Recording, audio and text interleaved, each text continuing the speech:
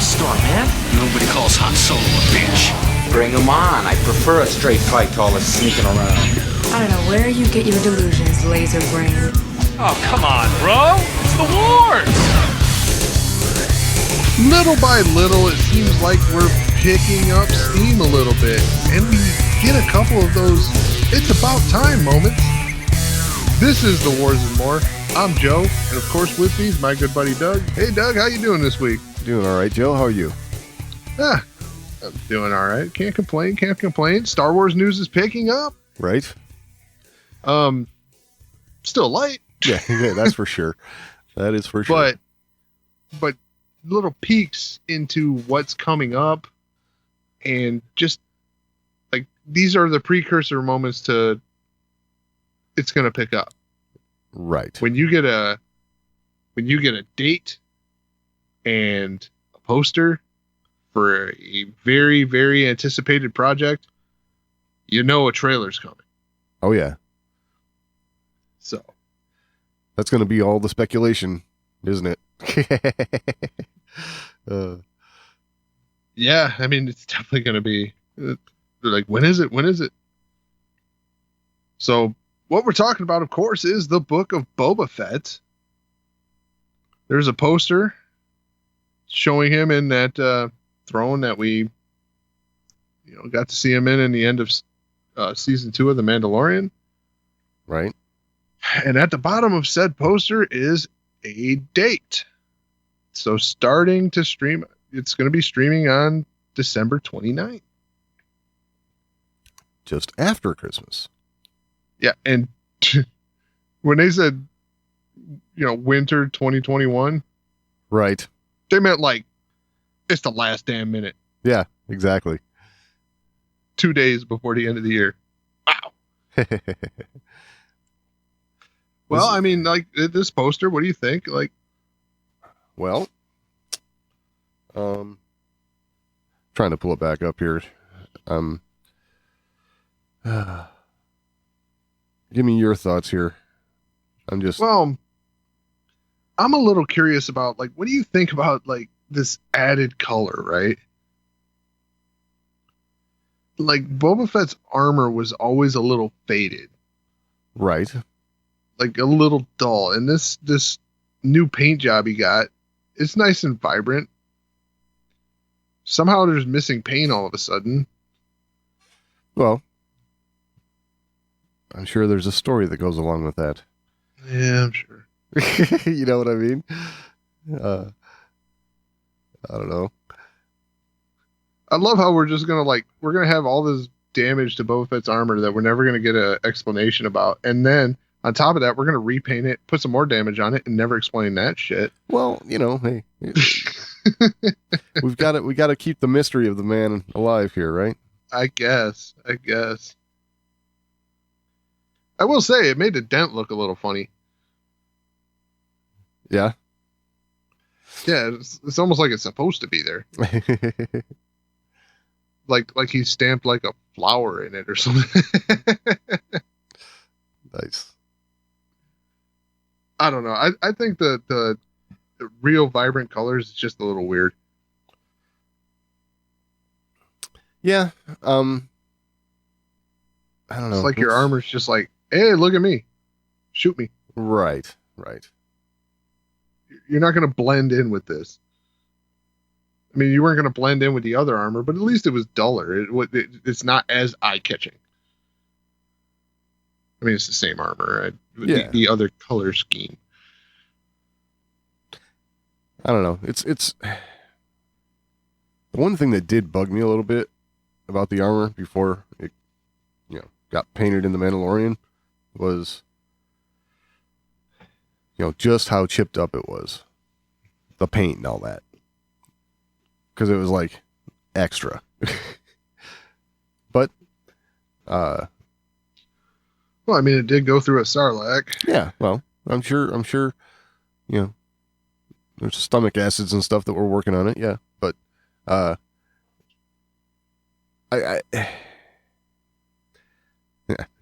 I guess those are the stories. I still don't know how he was wearing the armor going in, lost the armor somewhere in between getting out. Like, exactly. That's the kind of stuff that we need to find out. You would think the armor is what made him survive. You would think, yes. So I don't know. A lot of weirdness with that. I guess the biggest thing that's getting me is the vibrance of the yellow, right? Okay. That yellow just stands out. Interesting. I don't know. I don't know that it's all bugging me too much. It's kind of works for me. I don't know. Well, I mean, I'm not.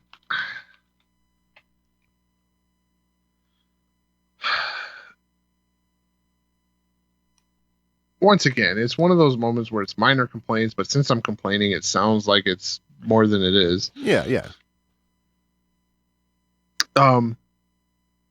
Another question I have, like, did he have his blaster back? I'm not sure. I was looking at this, wondering that myself. Because it looks like he has that EE4 blaster back. Like, right. And, I mean, when we saw him in The Mandalorian, he was starting off with like a gaffy stick and a, Tuscan rifle, Right. Like, I was trying to figure out, like, did he have that EE4 when he showed up and, with the armor on, all repainted?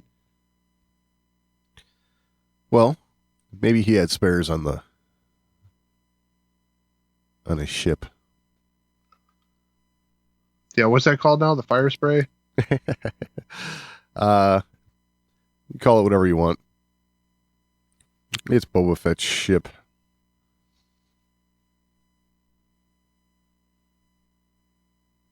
So yeah, I guess it makes sense that he would have had a stockpile on the ship. They had no parking tickets, apparently. No parking tickets? Yeah, I mean, Lando had a boot and Solo. That is true. I mean, yeah. Well, I'm assuming he just missed a couple payments. This dude, he left his ship parked for what? How many years are we looking at here? Yeah, quite a while, right? 10 years, something like that. Yeah. It's funny how no Jawas like scavenged it or anything. Well, I assumed it was in port, right? I don't think the Jawas scavenge stuff that's in port, right? See, I was assuming that it might have been parked over behind Jabba's palace. Well, you definitely ain't gonna screw with Jabba, right? Yeah, okay, makes sense. Even if you think even if you assume he's dead, right? It's like, well, he probably had friends, right? And he was a Hutt, and the Hutts, you cross one, you cross all of them. That is true. So, I think Jawas know their place when it comes to the Hutts. Right. So, yeah. But yeah, I mean, interesting, exciting. Got a date. Right. To see what they do here. Definitely. I wonder, like if it's going to continue on from like, oh, he took the throne, right? He's the kingpin now, right? Right. How much does the kingpin get their hands dirty? Like, I have a feeling that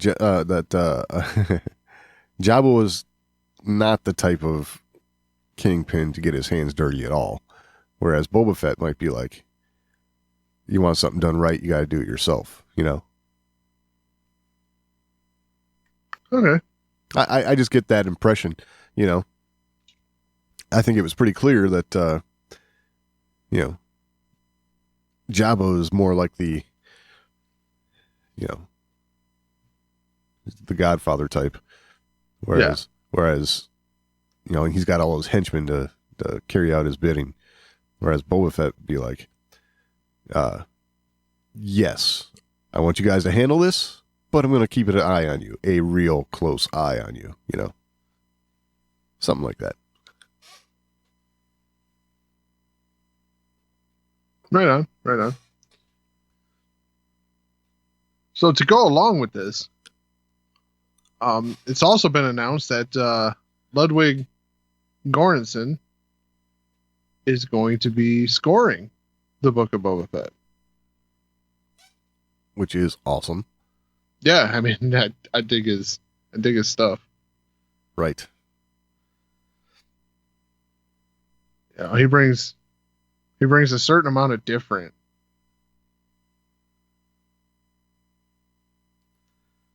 He uses a lot of unconventional instruments and things like that. Yeah, which I really like, because I do too. That there's something to be said about, you know, the troubled musical genius of locking yourself in a room with all kinds of, you know, sequencers and you know, things like that, and just coming up with new sounds and putting it all together and making something innovative, you know? Yeah. No, I dig it. I'm glad he's coming back. And it keeps him locked in, right? Because the Mandalorian is just like, it's going to happen sometime. We don't know when. Right. You know, you don't want to just take these breaks and have this dude going, I need to get paid. So right. I got a feeling he understands, though, that he's got a job, you know. Right. I mean, he's definitely locking himself in as one of the new faces of Star Wars music, right? Like, right. For sure. And I do understand what you're saying too, though, that, you know, if it's going to be, it's going to be a 6-month break here, you know, that's where creative genius gets antsy and wants to, like, do something else, you know. Right. And these guys want to write, man. They don't want to. Exactly. You know, and not only that, I mean, if 6 months was all it was. Yeah. I mean, we're talking, it's looking like holiday season 2022 at best. At best, if not early 2023. Yeah. I got a feeling we could see it. Holidays 2022. Yeah, that's my guess. Is either fall or holiday season 2022. Right. Fall's looking a little iffy because yeah, you better get shooting, right? Like, yeah, I don't know.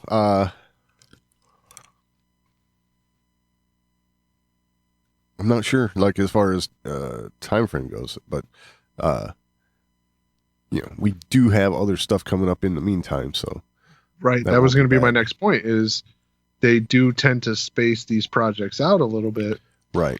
Unless you're talking Solo, they tend to space things out, right? So you got Obi-Wan Kenobi and Andor, you know, coming right after the Book of Boba Fett. Yep. So, and you're anticipating these aren't going to be, this one stops, this one begins, this one stops, this one begins. Because if you try to fit the Mandalorian in there, that's the way it's going to have to be. Right. Finish one, start the next one. Finish one, start the next one. They're not going to do that. You're going to have a little bit of a break in between each. That's why I said I wouldn't be surprised to see, you know, early 2023. That way you have a couple months in between each project. Right. Now, the Obi-Wan Kenobi series is short. Correct. You know, it's not going to be very long. I'm assuming the Andor series is also relatively short. Yeah, I would think so. I would guess that that's going to be something like The Mandalorian, you know, figure 8 episodes, something like that. You think it'd be that long? I think it might. Because, I mean, what we're talking with Kenobi, it's going to be like 4 or 5, right? I think, is it that little? I thought it was 6 maybe, but Oh, maybe it was 6. I could be wrong. I'm not sure. I forget. But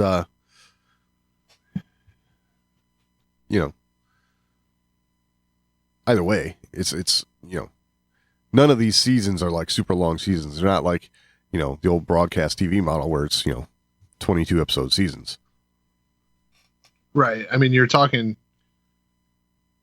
close to 2 months for each show to run their course. Exactly. So, I mean, that's already 6 months. If you figure putting 2 months in between each of those, you're at a year, right? Like, yep, pretty much. Or, well, no, you're at 10 months. Yeah. So 10 months. Yeah. Just to do that. And bear in mind that Book of Boba Fett starts the 29th. So it's going into the new year right off the bat. So right. And I expect that to be around 8 episodes. Just like The Mandalorian. Exactly. So that is for sure 2 months. So yeah. Yeah. Well, see where to go with that. And the fact that Ludwig's scoring it, awesome. I can't can't think of anyone better. Yeah, I'm really looking forward to see who's going to be scoring Obi-Wan Kenobi and Andor. Oh yeah. I mean, Andor, I'm kind of expecting Giacchino to be back. That would be something. Because it was he scored Rogue One, right? Yes. Yes. So, I would expect them to lock him back in for that. That would make nothing but sense. And I mean, it's Disney, right? Yep. They can do it. They can do it. So, and then Obi-Wan's just up in the air. Yeah. In some ways, I would like to see somebody fresh come in for that. Somebody who can give the show a new, fresh take on how they drive the emotion in the show. Okay. I mean, I was really kind of hoping that, considering you're bridging the gap between 3 and 4. Yep. And you're also making that transition from what happened in the Clone Wars. I know where you're going. And then you had Rebels. Yep. I'm really hoping Kevin Kiner, I could see it. is brought on for this. I mean, he's bridged this gap. Right. He did Rebels, did the Clone Wars. I think Kevin Kiner is a perfect pick for Obi-Wan. He gets the era. What he does, but what I keep hearing from, Ewan McGregor and stuff is, this is a different type of Obi-Wan, right? This is an Obi-Wan that you haven't seen before kind of thing, blah, blah, blah, right? All the way down to his wardrobe and this and that. So, I mean, the Clone Wars was an Obi-Wan you never saw before. Sure. But, I guess there's also the talk of Obi-Wan having to deal with his what happened mentally, right? So I'm sure there's flashbacks, and I'm sure there's all that kind of stuff that can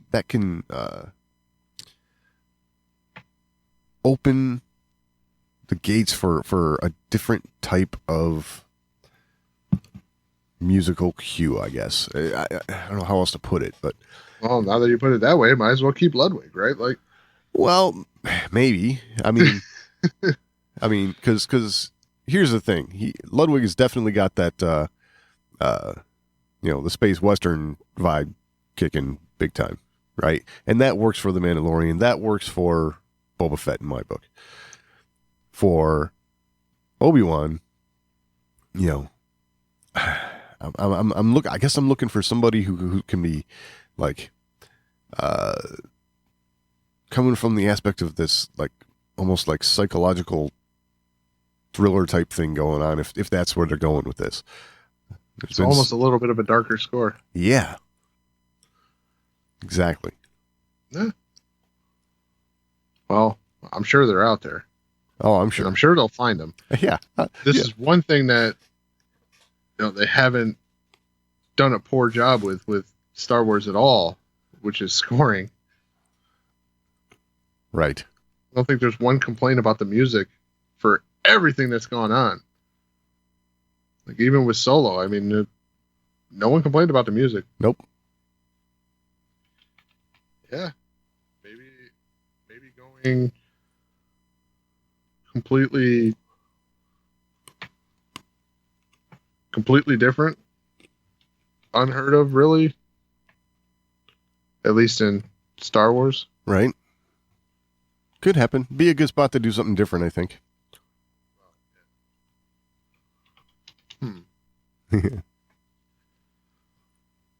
All right. So another about time moment. What's that? George Lucas in action figure form. Yes. This is interesting. So the Black Series is doing a George Lucas in Stormtrooper, I think they called it Stormtrooper disguise. Yes, disguise. I like it. Yeah, so they're doing a George Lucas in Stormtrooper disguise action figure. Yeah. I gotta say, I'd almost like them to just do an outright George Lucas action figure.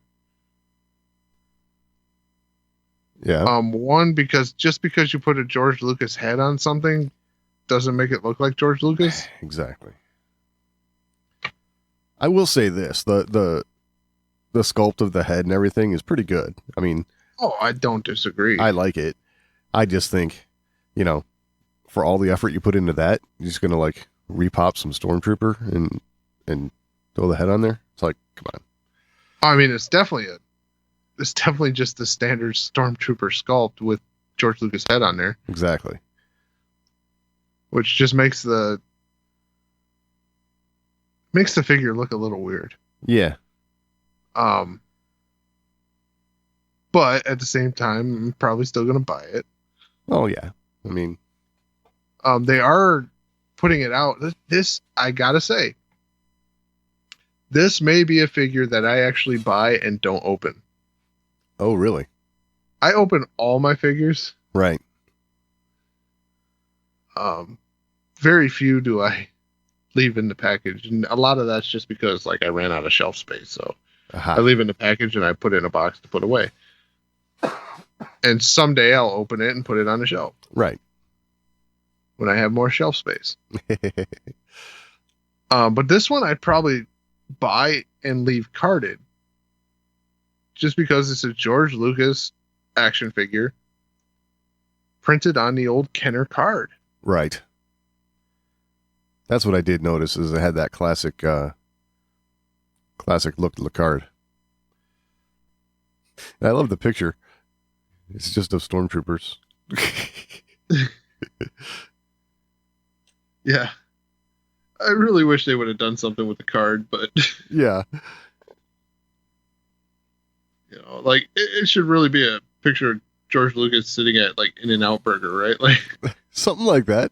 Yeah. In his hot rod, having a burger. Yeah. You know, yeah. That can be the action play set, right? Yeah, but then it get even weirder with him in Stormtrooper armor. You know, like well, that's why you got to put him into the street clothes. I mean, create that character, that figure, because you know, this right here is just. I really hate like coming across negative all the time, but man, this is just, it feels lazy to me, you know? Yes, did a good job on the George Lucas head sculpt, but the rest of it, come on. You know? Yeah. I mean, he gets a helmet and a blaster, right?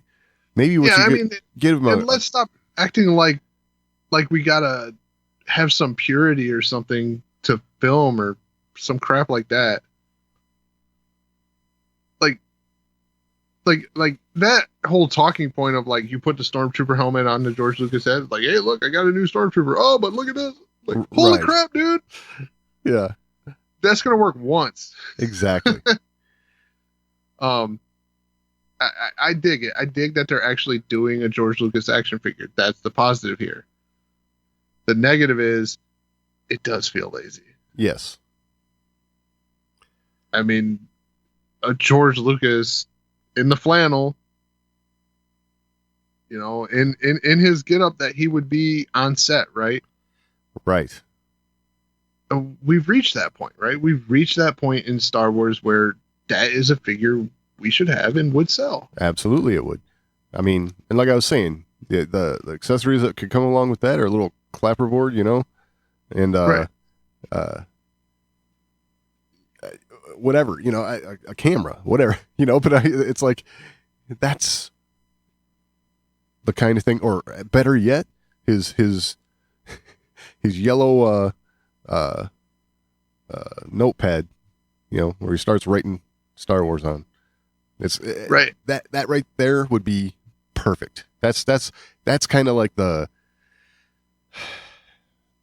fans who would pick that up and understand what all that stuff is all about are the ones who would love to see something like that. You know, I just, man, I don't know.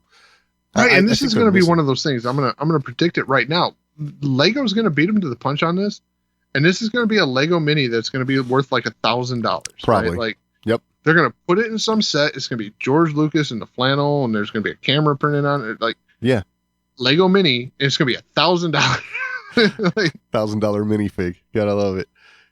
I mean, there's tons of those, right? Right. And I don't understand it. Like, I got into an argument with a friend about this because he's a big Lego collector, and I like Lego figures, right? I like the Lego sets for Star Wars. The ships are fantastic. Right. They're fun to put together.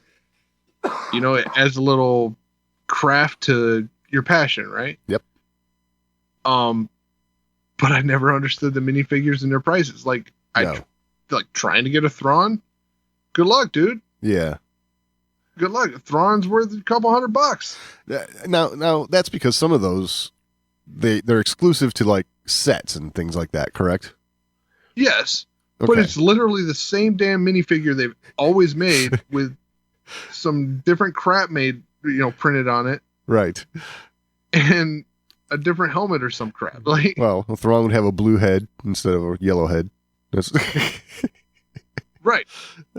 Yeah. It's the wackiest thing. And he'd have like instead of a helmet, it's clip-on hair, right? Like, right. They literally, it's genius. Yes. And I say genius. It's secondary market that dictates those prices, because when they come out and they sell them, they sell for your standard price, right? Like, right, that's true. You're not paying extra for this special minifigure. No, but, you know, it certainly helps a brand when there comes to be this cult following around the brand, you know? Right. So, I mean, you know, look at Apple, you know, things like that. It's the same sort of thing. Where you just triggered a bunch of people right there. The Apple fan base is a cult. Yes, I said that. So, it's you know, it's going to help your initial primary market for the next time around when something comes out and it's an exclusive or whatever, and everyone looks at, well, when this other one came out last time, I couldn't get a hold of it and I had to pay $200 for it, right? So now I'm going to be all over getting it the first time around on the next thing comes out. So that's how I'm sure they're looking at it, you know? Well, I mean, that's how trading cards work, right? Exactly. like you can get people to pay, $40 for a box set of trading cards with the hope that they're going to get a card that on the secondary market's worth $250. Right. It's the secondary market does drive these things sometimes. Yep. And for some reason, Lego minifigures, man, I can't get can't wrap my head around it. It's literally like they've never molded a different one. Right. I'm sitting here thinking about what you said though. Is like somebody could probably put a George Lucas minifig together out of spare parts and probably sell it on the secondary market. Hell, nowadays they could 3D print it. And... Well, I will say this: when it comes to 3D printing, Lego holds onto their IP pretty tight. Oh yeah. That's for sure. Of course. Yes. Of course. I mean, Legos, they're one of the empires, man. Exactly. Like Apple. Like Apple, Google. Yes. Like you got the top four, right? You got Apple, Google, Disney, and Lego. Right. Yes. That's funny. I mean, I think Facebook's under Lego. Like, what's funny is you mention all those, and it's like, they all work together too. That's kind of funny. Yeah, I mean that's a coalition, right? Like, yeah, a coalition or a cartel. Yeah.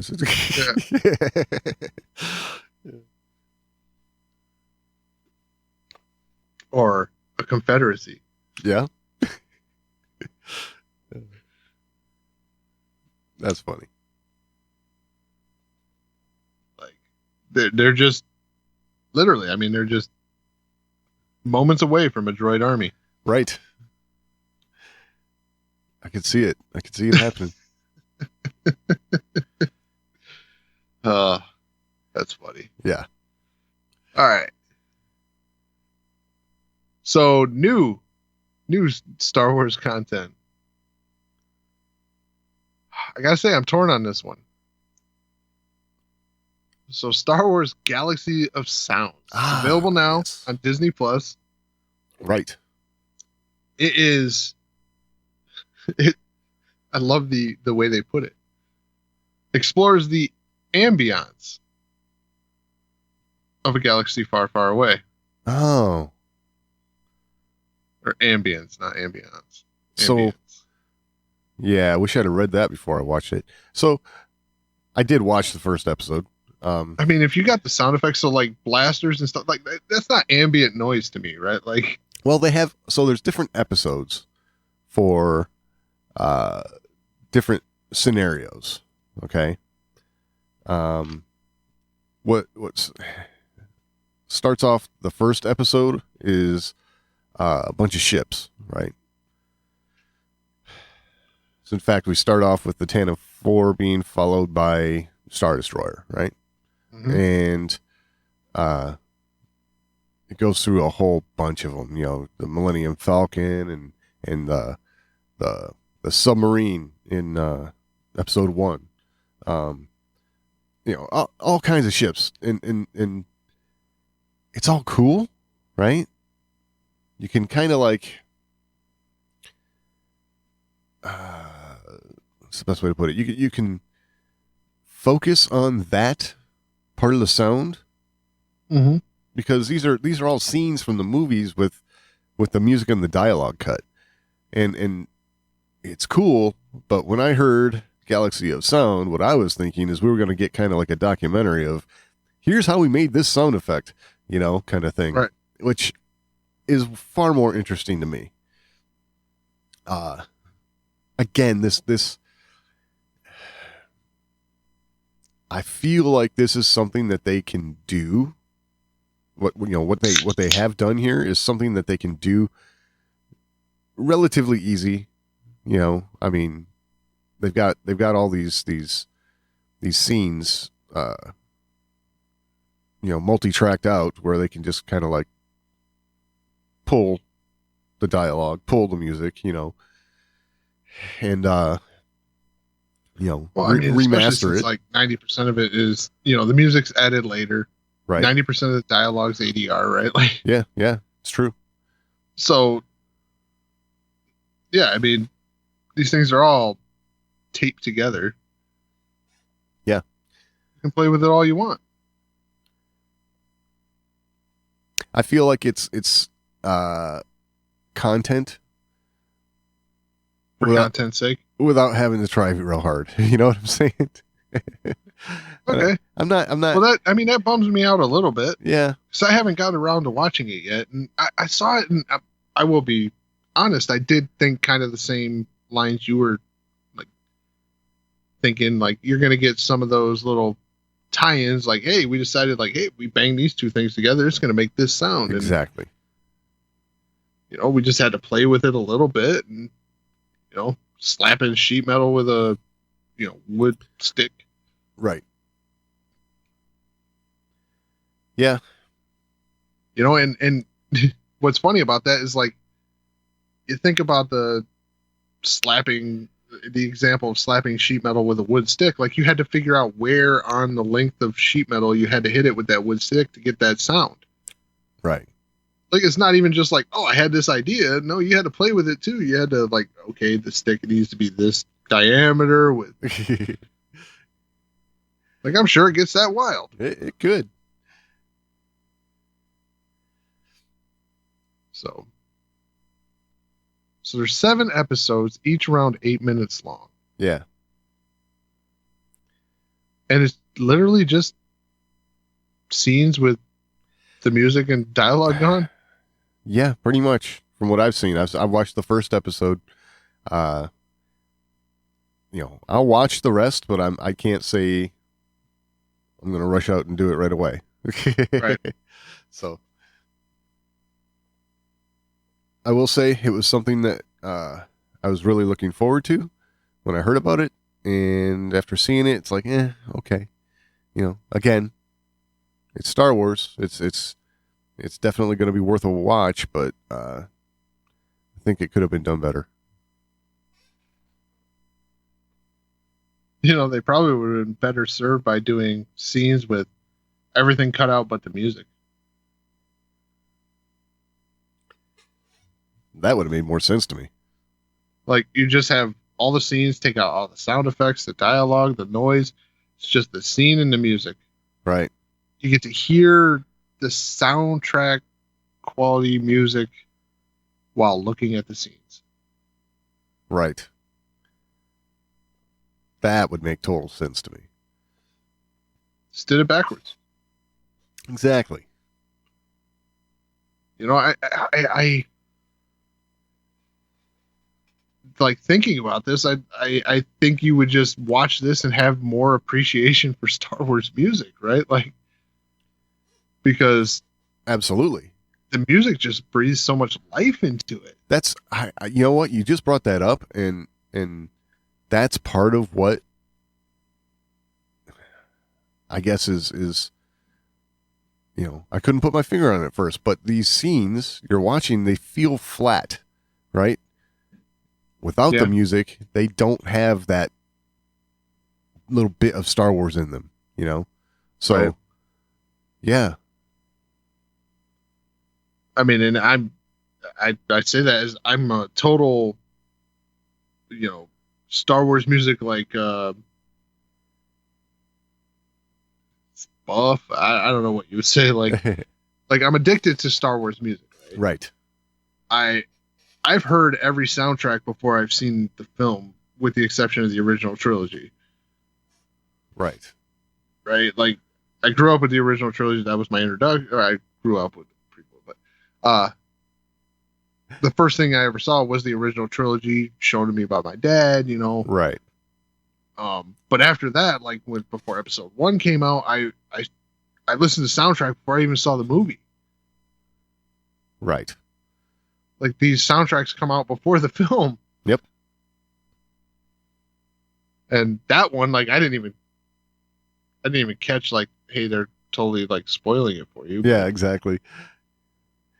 I never read the track titles. I don't know the names of the tracks like before I go in there, but I just listen to music. So yeah, this is. I'm gonna have to check it out. I'm interested to see. I'll be interested to get your take. This is how you make Star Wars boring. You take the music out of it. It's like kinda, yeah. I mean, don't get me wrong. I understand that all the effort put into that ambient sound is a lot of effort as well, but it's definitely just missing something, you know, as you're watching. It's just kind of weird. Like, could you imagine watching The Rise of Skywalker with no music?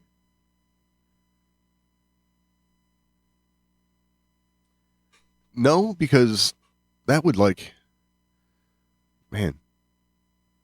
Like, it's like, I don't even know if I should be excited right now or if I should be. Right. Everything's just happening so fast. It's just a jumble of. People would probably go into like seizures and stuff. Probably. Without the music. Yeah, without the music to ground you. Exactly. Like, okay, slow down right now. Yeah. Time to breathe. And we're back at it.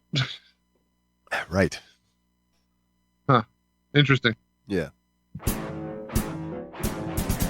Have something to add to the conversation? Or you just want to let us know how we're doing?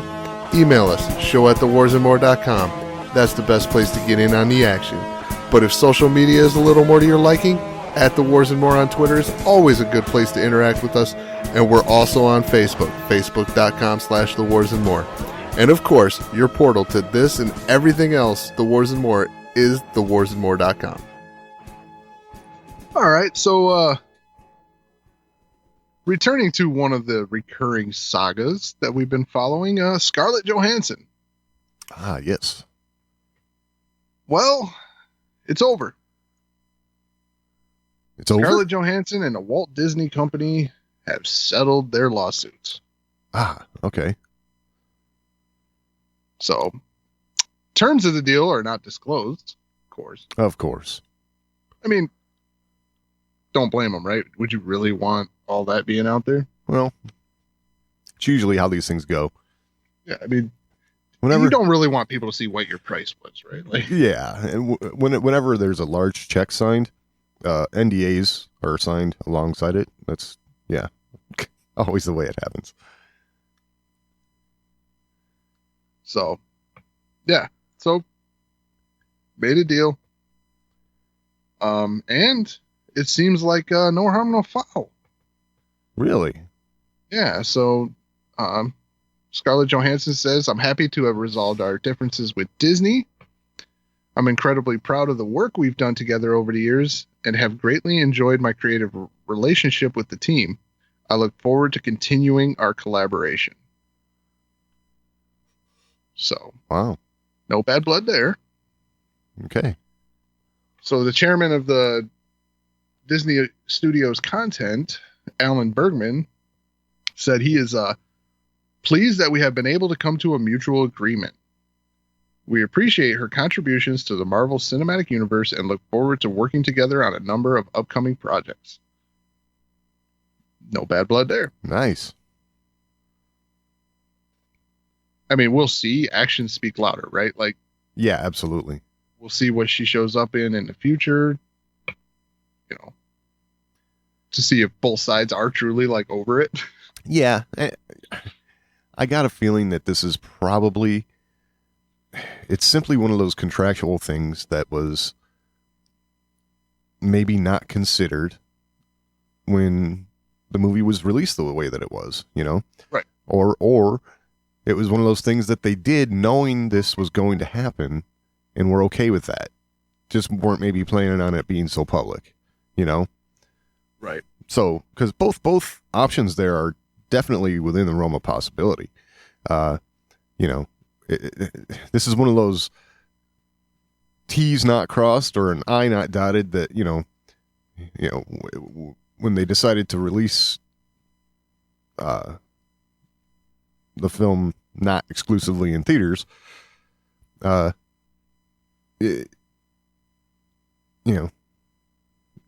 certainly took a toll on Scarlett Johansson's take, so and if she, like any celebrity in Hollywood, has a lawyer, which, right, they all do, Yeah. they're chomping at the bit with something like this, because that's how they get paid. So I would definitely venture to say Disney was probably prepared for this, right? absolutely. Like when the decision was made, I'm sure their legal team came in going, "Hey, this is going to happen." Right. Yes. And they probably said, "Yes, we know, and we'll handle it when it comes about." Right. Yep. I don't think Scarlett Johansson knew that was going to happen. Right. Yeah, I don't think it was okay, this is going to happen, but this is the way we're going to work around the contract. I don't think they had that discussion, right? No, nothing like that. Because if that were the case, it would just go to litigation or what's the word they use for that? Arbitration. Arbitration. It definitely didn't seem like there was just a planned arbitration. Right.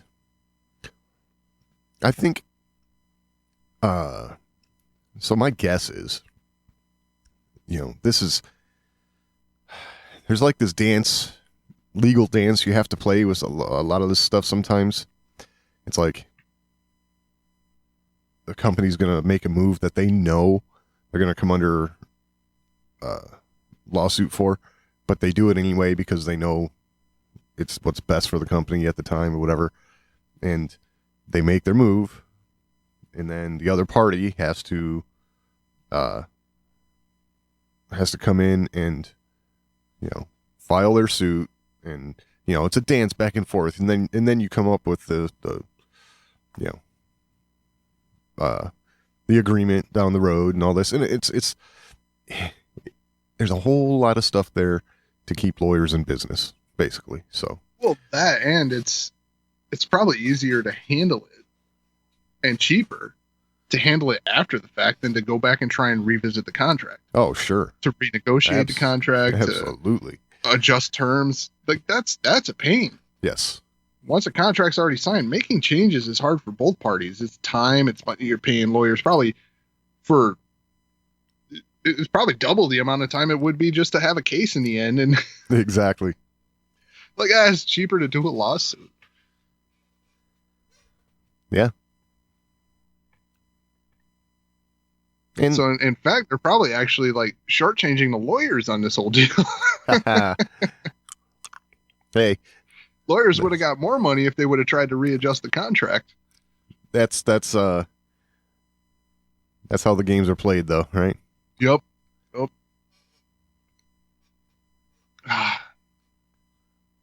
Law's fun, isn't it? Yeah. Well, but hey, it's cool. Yeah. That they were able to finish it without it getting too nasty. I'll be interested to see what upcoming projects that she's involved with, because that'll be fun to check out. Yeah. Any guesses on how many of those might be Black Widow? No. Yeah. I'm not guessing. We'll just wait and see. All right. Social media, right? Oh, almost as fun as legal stuff. Yeah. Yeah. So sometimes social media can have positive impacts on, what studios do, right? Yeah. Sometimes it may have negative effects. Yeah, we've seen that. Yep. Loosely Lawless. When Gina Carano was dismissed from all future Mandalorian stuff, right? Right. There was a movement to try and have her recast with Lucy Lawless. So to have Lucy Lawless step in and take over Cara Dune. Wow. I had not heard this before. Yeah, I know. This was news to me. I didn't realize this was actually a thing. Yeah. So this must have been the portion of Twitter that I'm not involved with. I don't know. It didn't show up on my timeline. I can tell you that. Right. So I'm kind of shocked to see this. I mean, apparently there was like a petition and everything. Like, Oh, wow. news to me. Feels like something we would have talked about. Yeah, it does, actually. I mean, Lucy Lawless is not a, little name, right? Like, Oh, no. Everyone knows who you're talking about, for sure. so she speculated. Apparently, she was in discussions about having a role in another Star Wars related project, not The Mandalorian. Oh, okay. Okay. But she's speculating that this movement may have actually hurt her in getting that role. Ah. So she said, yeah, to be honest with you, I was already in discussions about something on it. It wasn't The Mandalorian, something different, Star Wars related. Okay. Okay. And she said it might have hurt me in some way because they couldn't hire me because it would seem like to be pandering to. And she said, I'm just guessing here. I don't know anything, but in some ways it can be unhelpful because if they pander to this fan group, then how are you going to pander to every other fan group? Right. Interesting. It kind of it makes so much sense to me. If she's actually up for a role of some sort, non-Mandalorian, but in Star Wars, and we all know that once you play a character in Star Wars, you are that character in Star Wars forever, right? So it's like she couldn't do both, for sure. And if the fan base was loud enough to get the attention of those casting, to be like, hey, we want her in this role. It's like, oh, I guess, well, man, we probably shouldn't put her in this role then. I could see how that would work, that way. Yeah. She had one other comment that I thought that was interesting, right? Like she says, I haven't thought about that since, so it hasn't given me any pain. But that was my thought at the time. Like, oh, this makes me look like a political appointment and not an actress. Ah, I like that. And she has a point, right? Absolutely. Like when there's a movement to dismiss someone because of, political thoughts, affiliations, whatever. Right. Yep. And then you counter that removal with an appointment. Yeah, it sounds like you're voting here, right? It sounds like an election. Almost, yeah. Like, we didn't like the incumbent, so we want to elect a new candidate. Right. So, yeah, I can see where that would be damaging to your chances, even if you're working on something else. Because at first I was like, well, why would this fan casting affect your other role? Because it's not pandering if they cast you to something else and just leave Cara Dune out of it, right? Right. Like, to me, that doesn't seem like it should affect you. But when you phrase it like this, it's like, ooh. Yeah. Yeah, I guess that does kind of seem that way, doesn't it? Because they're like, well, we don't want this person because they feel this way, but we want this person because it seems they kind of line up with us a little bit. Right. And at that point, what are you basing your decisions, your casting decisions on? On their acting ability or on other things? Yeah. Yeah, that's definitely, that's the one thing that I have never been able to understand is, if you have good actors playing roles, I think that's good for a franchise. Right. Done. I mean, anything beyond that, who cares? I don't care. And I think personally, you brought up social media to begin with this story on. Social media needs to shut up and let Disney Lucasfilm do their job and make us some good Star Wars and check it out. And if you don't like it, don't buy it. Right. It's that simple. Yeah, I mean, this whole, like, movement to, like, if someone doesn't agree with everything I agree with, we got to like get them out. I just Right. don't like it. Don't like it at all because I don't like it. I mean, I understand that, at the same time when the Gina Carano thing was going down, we were like, look, she just needs to stop, right? Like, sure. I mean, like we don't agree with her being removed because she voiced her opinion about something. But when you go and turn it up to 11 and then attack back, now you're drawing more attention to something that maybe didn't need to have that much attention on it.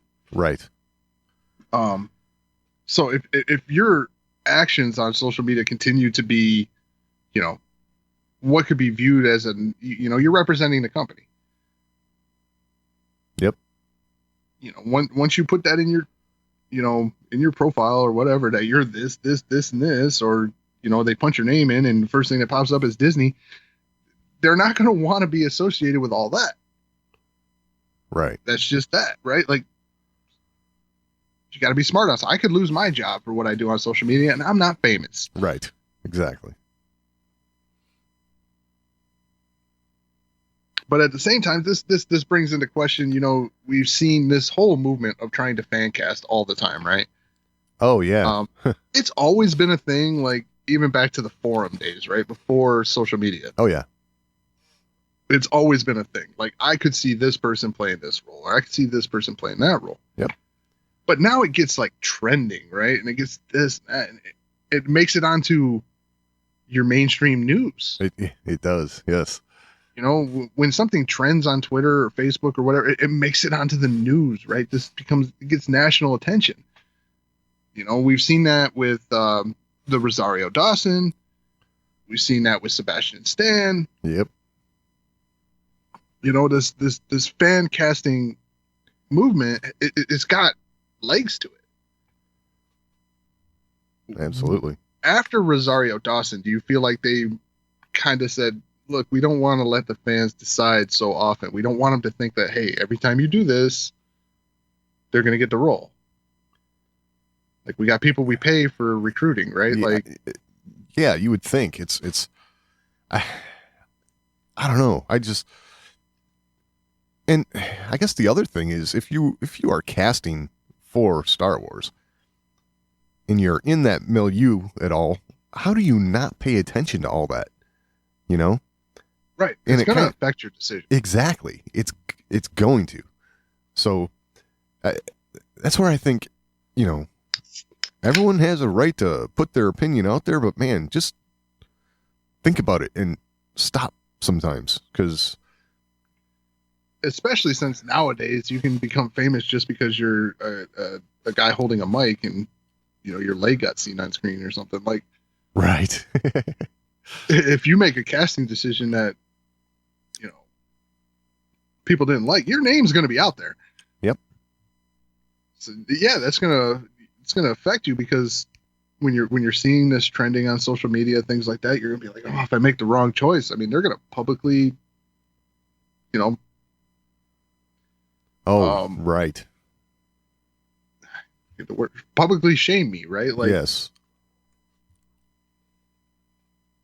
Yeah. Then what's that do for, like, and since I looked at that and, what's that going to be for prospective employers for me in the future if I get shamed on social media because I made a bad choice? Like, that's going to be a mark now, because I'm sure these studios are looking at that, right? But then you got to consider why was it a quote unquote bad choice? I mean, and because I'm of the opinion that, do you think merits matter on social media? Well, see, this is what I'm getting at, right? For anybody who watched season 1 and 2 of The Mandalorian and, is looking at who the casting director was and said, I like that Cara Dune character, did a fine job, right? Which my personal opinion is that's true. So the job that she was paid to do and was hired to do, the person who hired, all that seemed to happen just fine. It was basically her quote unquote mouth after, off work hours, we'll say, put it that way, that got her into trouble. So it's, but to do the job, I mean, she still seems like somebody who could be hired, in my opinion, and have a little clause written in the contract that says, while you're working for us, no social media. And she can either agree to that or not, something like that. Right. So I think we might start seeing things like that from studios to try and nip all this kind of stuff in the bud. Yeah, and I guess we'll see as time goes on too. Like, what's the long-term effects of these social media movements, right? Right. How long does this follow someone? Because really, I mean, a lot of times these, like for Lucy Lawless, this was beyond her control, right? She had no way of influencing this one way or the other. Right. It was different in the Gina Carano situation. She had a way of influencing that one way or the other. Yes. She chose to go a certain way. And ultimately, it did cost her her job. Like I said, whether you agree with that costing her her job or not, that's what did it. Right. She had a conscious choice. She could have done thing A. She chose to do thing B. Thing B got her where she is. So, yep. The merits of it, that's neither here nor there. There was an exit clause for her, right? It took a lot of time. Yeah. Which I say is the only saving grace in that whole discussion is it took time. And there was a way out. So, I mean, because personally, if it was me, I'd have just shut up, right? Like, yeah, exactly.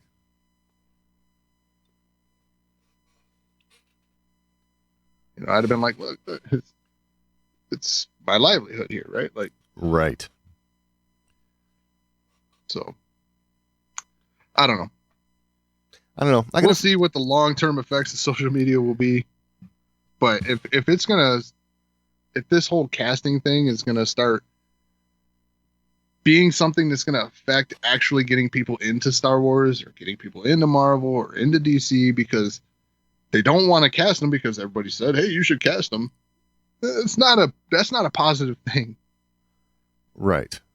And maybe should just ease back a little bit. Yes. That's my thing is I guess I look at these types of movements as these are the busybodies who are always into everyone else's business, right? These are the ones who are always trying to influence others around them, and it's like, look, you can have your opinion, but don't feel like you're owed anything because you have an opinion, And well, I mean, nowadays influencer is a job, so yeah, true. I know. Think about that, Joe. That's I don't disagree. It's not good. Right. Well, I don't know. I don't even see that as like a positive title, right? Like influencer. I know. Like I get paid to influence people's decisions. Right. Oh man, that's yes. Ew. And if you're wondering why we think that's bad, finish out that sentence. I get paid to influence other people's decisions because they are sheep and can't think for themselves. That's why it's bad. But that's got to be the attitude, right? I mean, yeah, like for instance, like when we set out to do this, right? When we set out to record our Star Wars conversations. Yep. These are our thoughts, not yours. Exactly. Our thoughts are not meant to influence your thoughts. Right. I mean, if there was any influence at all that we want to have while discussing Star Wars, our influence would be just we want to spark conversation. Yes. We want to get you thinking about these things and hear your thoughts. Yes. You know, like things like that. That's the farthest I would ever want to go with influence. Right. I don't ever want to be the guy that makes you like or dislike a movie, like or dislike casting. That's not what I'm in for, right? I just want to talk Star Wars. Absolutely. And share it. Yep. That's what it's all about. Like I enjoy the comments about, hey, you were right, just as much as it's like, hey, you're an idiot. Yep. I enjoy both comments. Absolutely. But at least tell me why, right? Like, yeah, of course. give me the reason why I was right, or give me the reason why I'm an idiot. And yeah. the conversation continues. So, all right. Enough about social media. Yeah. I think we've had enough social media. I have, that's for sure. All right. Visions. Yes. Vision. So, continuing our Vision stock, we decided we were doing 3 episodes per week for 3 weeks to cover these. Right. This week we're talking about episodes 4, 5, and 6, which are The Village Bride, The Ninth Jedi, and T0B1. Right. Okay. Yes. So first up, The Village Bride. Yeah. What'd you think, Doug? I thought it was kind of slow. I'd agree. I was like, man, okay, this one's taking a while to like get going on something. Now, I will say this, when it got going, I really enjoyed it. But like the hike, that took way too long. Yeah. Like, I guess the cool part about it was like showing these landscapes and things like that. Like, it was a beautiful episode. The artwork was absolutely gorgeous. Yeah. But yeah, it was slow.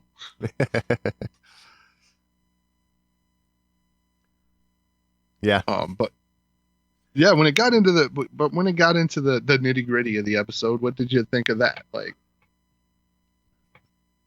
it was okay. I mean, the whole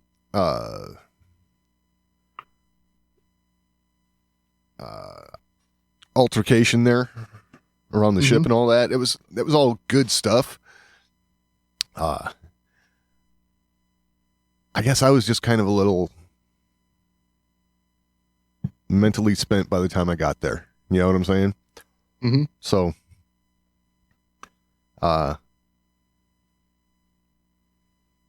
yeah, that's pretty much where I was at. I don't know. What about you? I mean, I feel the same way. I don't feel like I was mentally spent by the time I got there because I really did enjoy the visuals. Right. It was a gorgeous episode. The artwork was some of the best that we've seen so far. Okay. But yeah, I mean, all in all, I thought it was a good episode. It was slow. I agree with that assessment. But I thought the payoff was all right. And like I said, it was beautiful. It was a beautiful episode. Right on. Story-wise, I mean, I had to watch it again to kind of grasp it a little. It didn't really, I didn't really understand, who 2 of the characters were. I mean, I'm still fuzzy on that. Right. One thing I'm having a hard time placing with all of these episodes is, where are we? What time period are we in? Are we just after the fall of the Empire? Are we after the fall of the First Order? Where are we? Right. That's tough. I mean, that is tough. And that's something that I thought would be a little more defined in this. but it's not. It's left very loose, very, very loose. Right.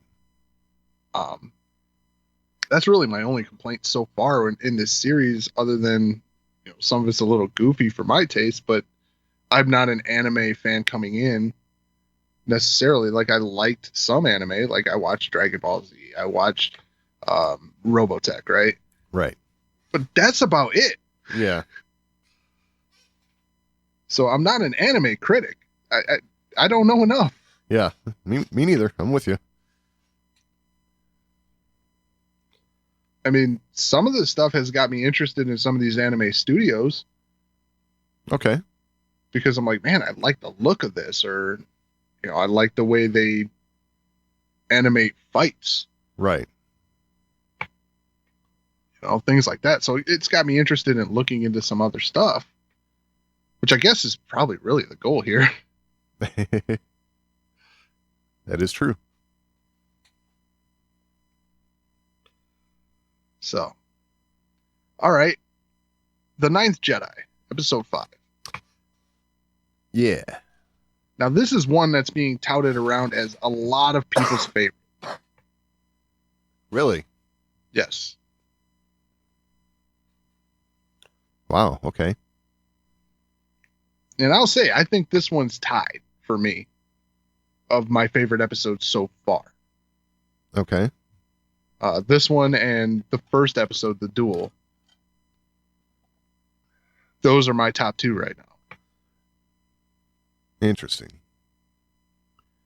Oh, you say interesting like you disagree. Well, I don't know that I disagree, but it's so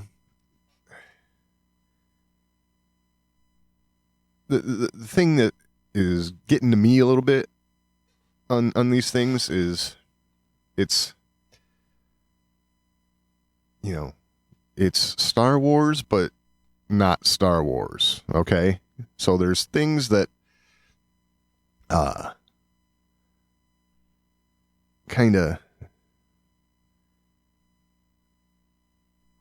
of play out that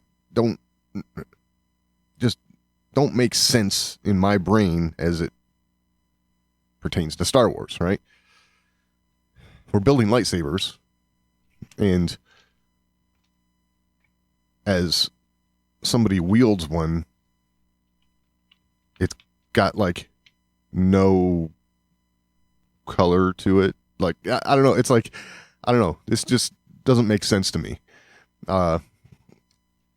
With what we know about lightsabers and this whole notion of you have a sabersmith building lightsabers, and you have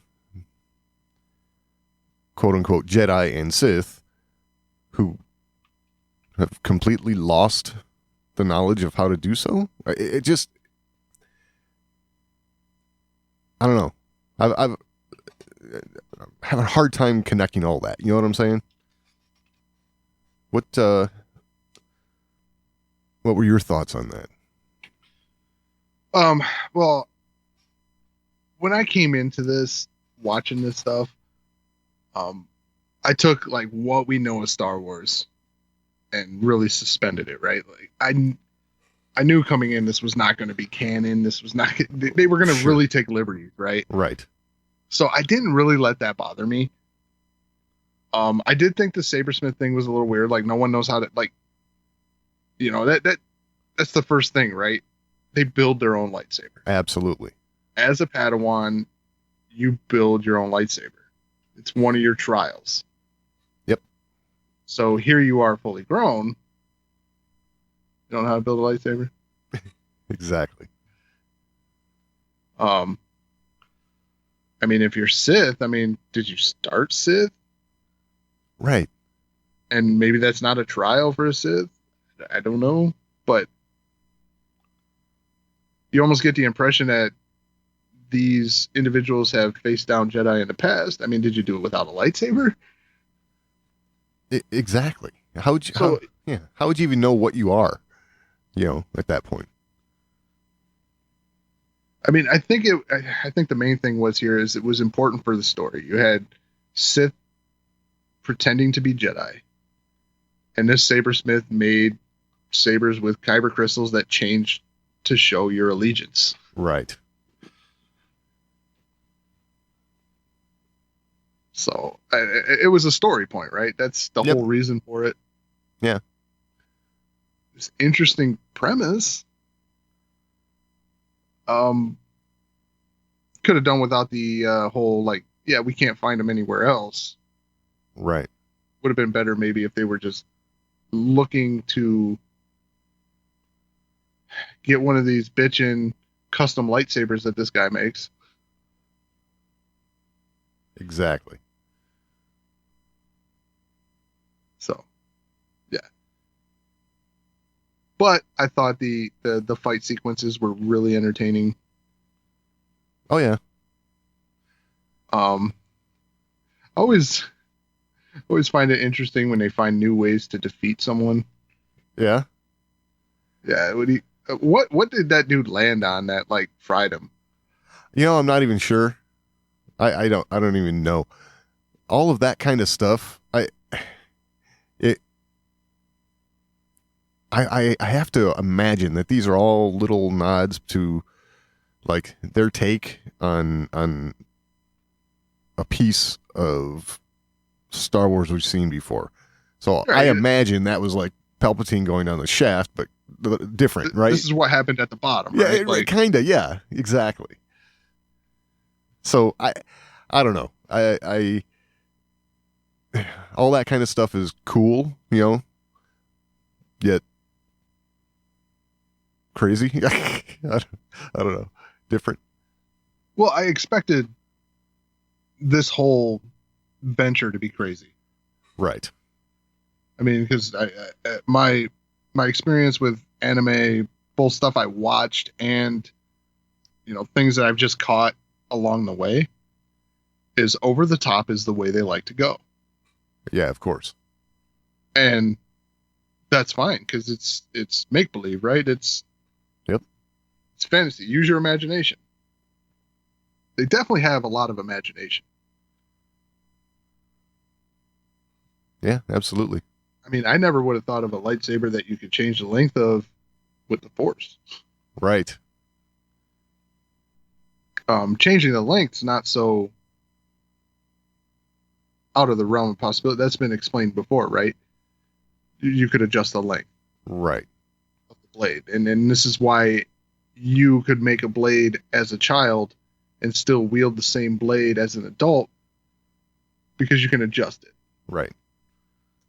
As a child, your blade's going to be shorter because, look, you don't want to cut your arm off, right? You don't want to cut your leg off. Exactly. So, yeah, but that was interesting though. I was like, man, it's like a 16-foot lightsaber right there. Right. Yeah, that's kind of crazy. No color. Like I thought that was interesting too. Like she had no allegiance to the Force. Like, right. That was a little different. You almost get this idea that your entry into the Force is you're kind of by default aligned with the light side, right? Yeah. And then choose whether to venture to the dark. This idea that you start in the middle and you tip the scales one way or the other, that was interesting too. Yeah, it's different. You definitely don't want to stay in the middle. That lightsaber was boring. Right. And I guess, so again, I know I'm pressing this issue, I guess, and it's a canon issue and it's not canon, and I understand that. But, when you had somebody like Han Solo ignite Luke's lightsaber, it was still blue. Right. That's, as this, it's the type of Star Wars fan that I am. That's right where my head goes. Boom.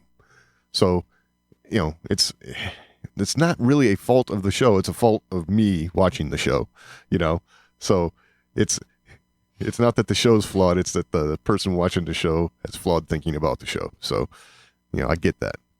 Right. I mean, the only inclination that we've had that lightsabers change colors along the way was when you change allegiance, go to the dark side, right? Right. That whole allegiance is what made your saber turn red. Right.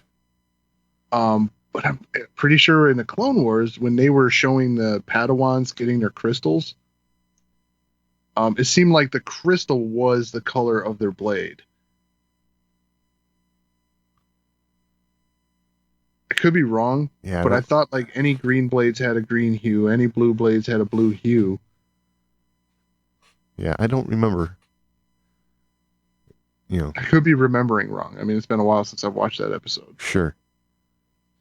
But it seemed like, you know, the crystals kind of leaned a certain way, and it was the color of crystal that called to you. Right. That's the thing. That's what I was going to just point out, is that it's the crystal that called to you, which is also another bit of this whole thing that just doesn't make sense. You know, how can the crystal call to you, you know, if you didn't make the blade? So.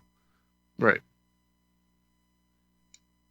Yeah. I mean, there's definitely a lot of liberties being taken, but sure. And I think that's something you have to suspend when going in to watch this show, because if you're going to go in here expecting to see, you know, Star Wars in its purest form, you're not going to see that.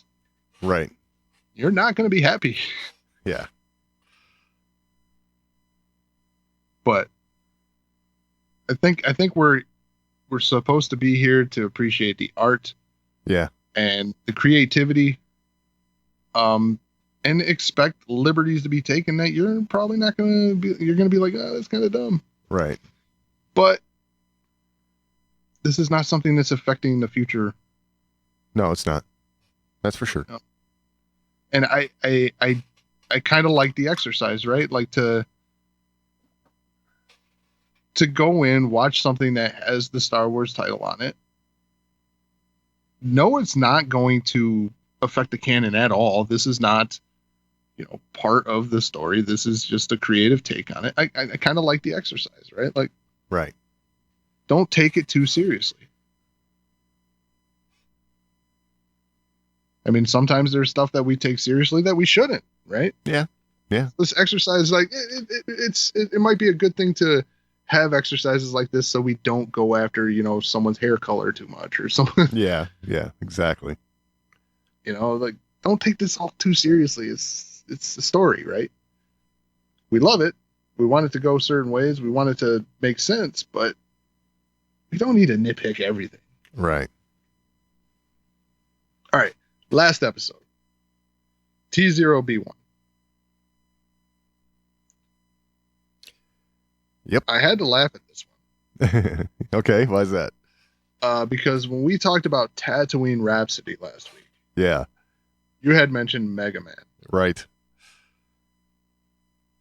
Now, if you would have combined this episode with the color palette and artwork of the prior episode, it would have been like watching Mega Man. Yeah, absolutely. I mean, so that one had the Mega Man colors and all that, and this one has, I mean, it's basically Mega Man. Right.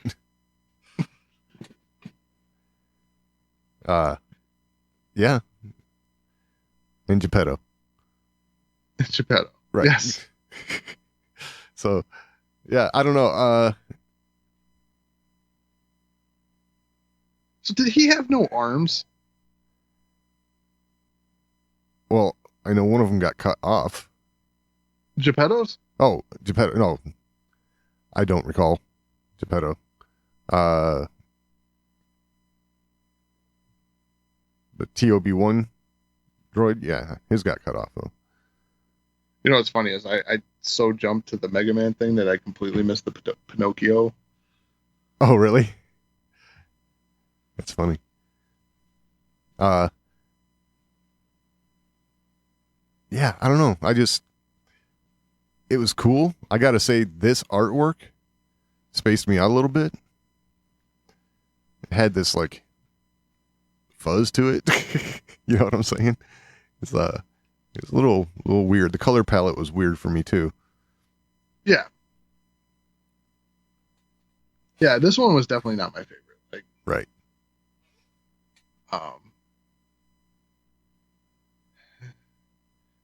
it took the liberties a little too far. Like, are we watching a droid use the Force? Yes. Like, so we know the Force connects all living things, right? Right. Yeah. I don't know. Yoda does say the Rock, right? I mean, but so it's Yeah, but he didn't say the servos, the circuit no. board. You're right. Right. And he said it was between. He didn't True. say the Rock was like part of the Force. Okay. True.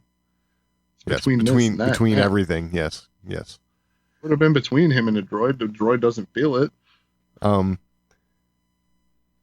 So yeah, that was the other thing about this that I was, had an issue with, is that, this is a droid that's, clearly going to become a real boy. So I don't know. It was cool. It was different. It was not my favorite. No, I mean, this one's moved to. This one's down my list. Like, Right. yeah. I thought the villain was just odd. Right. Like, is the villain a droid?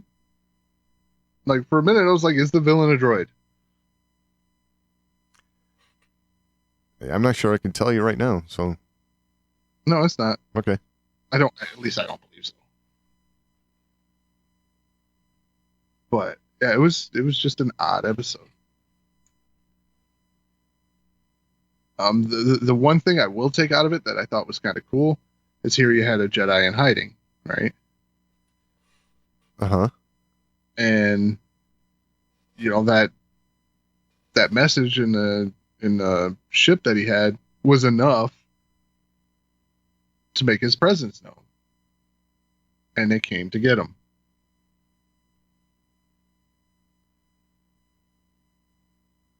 Yep. So that was interesting. That is interesting. Yeah, other than that, I was like, eh. Yep. Not one of the ones I think I'll revisit. Right. And I'd say this is probably the first one where I was like, yeah, I probably won't come back to this one. Right. It just was a little. I could see kids digging this one a little more because it was very wacky sound effects and Right. wacky artwork. Yeah, something you could see in a kid's show, right? Yeah, for sure. But for me, yeah, I don't think I'll be back. Agreed. Well, all right. If you have anything to add, you can always email us, show@thewarsandmore.com. It's the best way to get a hold of us. We're also begrudgingly on social media. We're at The Wars and More on Twitter, facebook.com/thewarsandmore. You can find all that and all the ways to find the show over at thewarsandmore.com. Any final thoughts this week, Doug? No, I think that about covers it. All right. We will talk next week.